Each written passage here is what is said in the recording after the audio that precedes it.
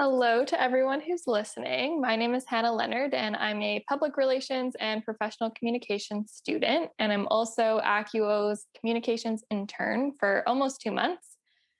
This is one of a few interviews with Ombuds persons at post-secondary institutions across Canada.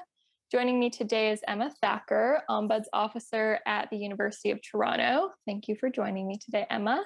Thank you for having me. Of course. So tell me a little bit about what led you to become an ombuds person. Kind of how did you get in this role? Well, I guess some of my previous work, I've always sort of worked with kind of quasi-judicial type things at post-secondary institutions. So appeals and student conduct and academic integrity and policy work. And so I think that work laid a bit of a foundation of sort of institutional knowledge and sector knowledge, which can be sort of important. But I think also that work, allowed me to have a strong understanding about, fairness and due process and things like that, which is critical to ombuds work, understanding how processes are fair. So I think that foundation led me to it. But it was really, I saw the job posting and thought that looks interesting and sort of draws together a lot of my interests and skills, and it worked out. Awesome. So can you tell me a little bit about where you work right now? I know it's at the University of Toronto, and kind of what you do on a day-to-day basis and what your responsibilities are. Sure. So yeah, I'm at U of T, and I'm actually at University of Toronto, Scarborough. Okay. So I'm at UTSC. At U of T, the structure is that there's an ombuds officer on each campus, with the idea that we're a little bit more familiar with our campus, with the culture, with the administration, and the needs of the students. And so my focus is on UTSC. But I often work with my colleagues downtown and at the University of Toronto, Mississauga as well. And then we have one ombuds person that sort of oversees all three of us ombuds officers. So my role is a little bit split in that part of my role is doing some governance work. And so I support 4 committees and councils at UTSC. I'm secretary to those committees. And then the other part of my day is the ombuds work. So, depending on the volume of clients that are coming in, it's balancing those two roles, responding to inquiries from clients coming to the ombuds office, doing research to respond to questions and queries, and to get a better understanding of questions that are coming in, and of course engaging with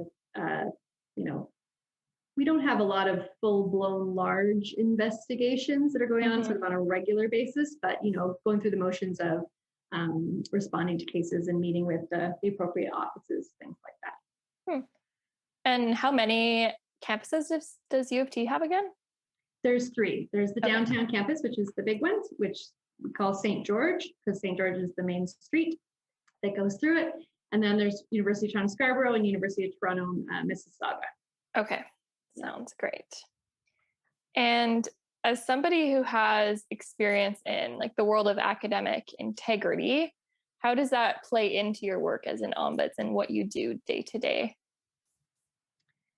Yeah, so in my couple of my previous roles, I've worked fairly closely with academic integrity, in that I was sort of a practitioner, in that I helped to administer cases and supported sanctioning procedures and oversaw policy, things like that. So in my previous roles, I was a lot more hands-on. Now, I guess, as an ombuds, you see a bit of a different side of academic integrity. You sort of see more of the academic misconduct side, really, because students are they're overwhelmed when they've received an allegation, and they're confused and scared. And so you get to see a little bit more of how students are responding to it and how they're interpreting policy and interpreting process. So I get to bring to the table my sort of broader understanding of sort of what happens, in the divisions or in the faculties and departments. But I think, the work that I do now, I'm definitely less hands-on. Okay. I do miss some of that work, the Mm-hmm. academic integrity, sort of making change through education. But I am a member of AICO, which is the Academic Integrity Council of Ontario. Mm-hmm. And through work with that committee, I'm able to make a little bit more, I guess, of an impact on, developing best practices and research and, making sort of incremental changes across the sector, making things easier for students and faculty as well. Academic integrity is so broad to me. Yeah, no There's so many pieces of it. So I think the Ombuds part right now is quite small, but for me, it's been an interesting lens that I haven't sort of been able to access before. But some Ombuds, they're very hands-on with academic integrity. Mm-hmm. It's the way that it's set up at U of T.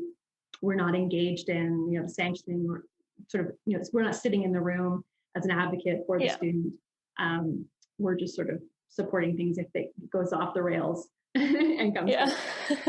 Yeah. Well, as a student, definitely, I know that lots of students don't even know what academic integrity really is. And that's how they can find themselves in tricky situations, just having it be really unclear sometimes as to what academic misconduct is and what it's not. So it's great that you're knowledgeable about stuff like that. Yeah, I think this year has been particularly challenging too, because so many of the assessments for students got moved online. Mm-hmm. And it's a whole different world when you're trying to figure out how to complete an assignment. What are the rules around collaboration and research, and is it open book? Is it not open book? Mm-hmm. It's been blurry at best for students to sort of navigate, but I think it's getting better. Mm-hmm. And what are some examples of types of issues that you would deal with within post-secondary institutions in relation to academic misconduct and academic integrity? I think students are definitely coming to the office when they're overwhelmed and they're unsure of, where they are in the process. They're unsure, who they should speak to, who they can speak to. Yeah. And so a lot of the responding is, a bit of wayfinding, helping students to be sure about where they are in the process and what the next step is, and ensuring that they know who they can talk to about their allegation, who they can bring to the meeting, how much time they have to do certain things. Mm-hmm. So a lot of it's just sort of navigating policy with the students.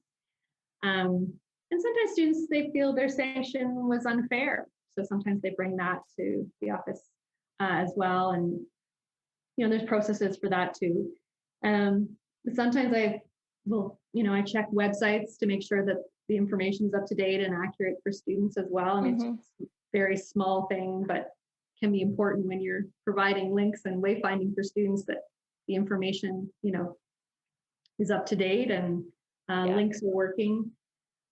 But I think I probably make more of an impact through my work with AICO than I do in the Ombuds role with academic integrity specifically, just because of the nature of how academic integrity and misconduct is handled at U of T. There's some, very well defined processes and pathways, and it, like at Carleton University, the Ombuds is sort of, that's built into the job description that they're involved, and that's not the same at U of T.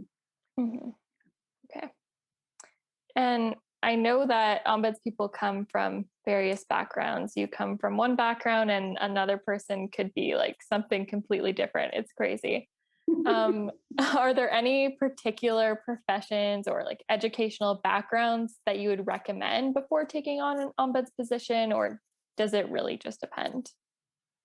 Yeah, I think it depends. I think the Ombuds structure is it's grounded on the same principles, but it differs across institutions too. I think a lot of people come to the role through, conflict resolution background and legal backgrounds. Yeah. But I don't think that's necessarily critical as long as there's an understanding of, how, fairness works and, all those principles and administrative law. I mean, to me, I think, going into ombuds work, it's critical to sort of have that sort of growth mindset, to always be sort of learning and adapting in your role. I mean, post-secondary institutions, they change at a rapid rate. Policy gets dusty, but institutions are always evolving, right? So to be able to sort of have that mindset about moving with it. But I think the other thing that's critical for ombuds coming into these roles is having a good amount of training in, equity, diversity, and inclusion, anti-bias training. Yeah. And as Canadians, I mean, it has to be said, especially now after we've just heard about these horrible deaths in British Columbia, the 215 children, it's critical for us all to be familiar with the truth and reconciliation calls to action and how that is being implemented in our institutions. Obviously, that's not critical to ombuds in a direct sense, but I just think that those foundations are so important in our institutions and in roles such as this.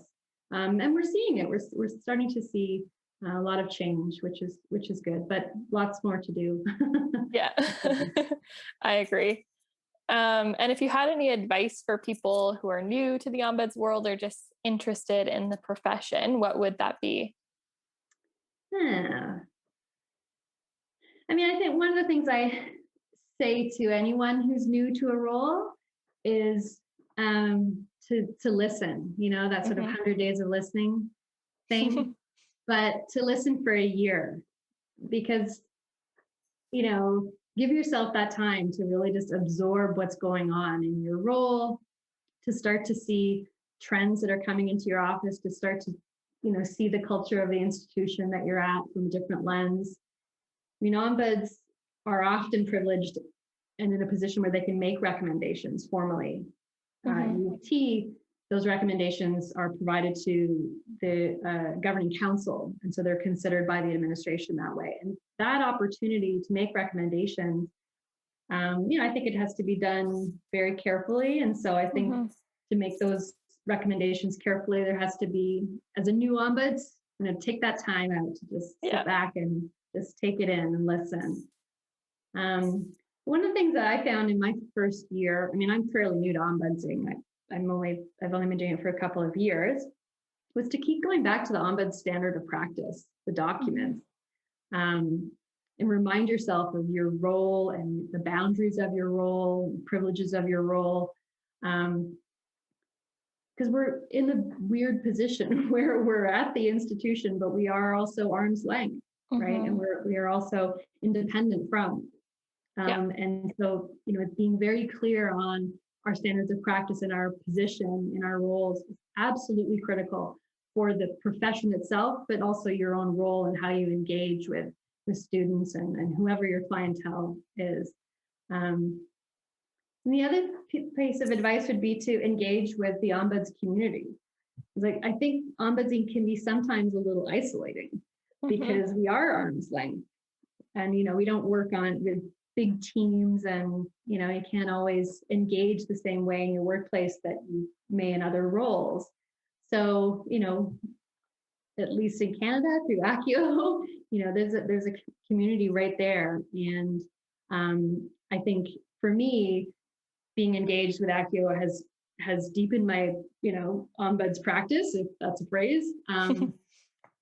And you get to see what's going on in other institutions and how cases are being handled and the larger issues across the sector. And I just think it's enriches you in your own work to be engaged in the community. And when we're all online as well all the time, it's good to have buddies out there. Everybody else has said strikingly similar things. So you guys are all on the same page. Hashtag ombuds nerds. I don't think I have any more questions. Is there anything that you'd like to add? I don't think so.